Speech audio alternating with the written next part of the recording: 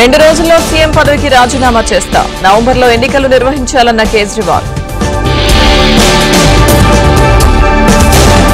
జగన్ మారకపోతే ప్రజలు తరిమి కొడతారు. మంత్రి సత్యకుమార్ విమర్శలు.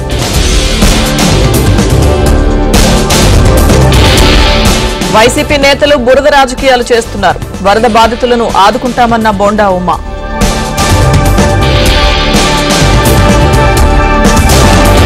నందిగం సురేష్ ను కస్టడీలోకి తీసుకున్న పోలీసులు.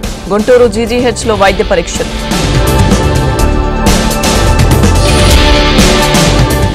విశాఖలో సిపిఎం నేతల ధర్నా. స్టీల్ ప్లాంట్ ప్రైవేటీకరణకు వ్యతిరేకంగా ఆందోళన.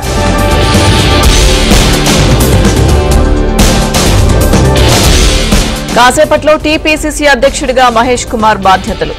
గాంధీభవన్ కు భారీగా తరలివస్తున్న కాంగ్రెస్ కార్యకర్తలు. హైదరాబాద్లోని అరకిపూడి ఇంటి వద్ద పోలీసుల మోహరింపు. బీఆర్ఎస్ నేతలు ముట్టడించే అవకాశాలుండడంతో అలర్ట్. హైదరాబాద్ మినిస్టర్ క్వార్టర్స్ వద్ద ఉద్రిక్తత.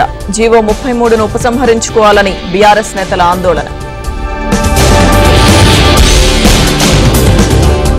లా అండ్ ఆర్డర్ ఉండొద్దని కోరుకుంటున్నారా? కేటీఆర్ పై పొన్నం ప్రభాకర్ మండిపాటు. ప్రకాశం బ్యారేజ్ వద్ద క్లిష్టంగా పడవల తొలగింపు ప్రక్రియ. వాటర్ లోడింగ్ ప్లాన్ అమలు.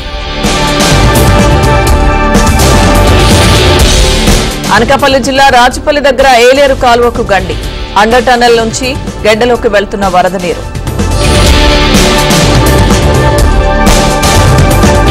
కిక్కిరిసిపోయిన ఖైరతాబాద్. గణేష్ దర్శనానికి లక్షలాదిగా తరలివస్తున్న భక్తులు. ఏపీలో 2 రోజుల పాటు మోస్తరు వర్షాలు. తెలంగాణలో తేలికపాటి వానలు పడే ఛాన్స్. నిండుకుండల కడెం ప్రాజెక్ట్. పూర్తి స్థాయిలో నీటి నిల్వలు. రైతుల ఆనందం. జార్ఖండ్ టాటానగర్ లో 6 కొత్త వందే భారత్ రైళ్లు ప్రారంభం. వర్చువల్ గా ప్రారంభించిన ప్రధాని మోదీ.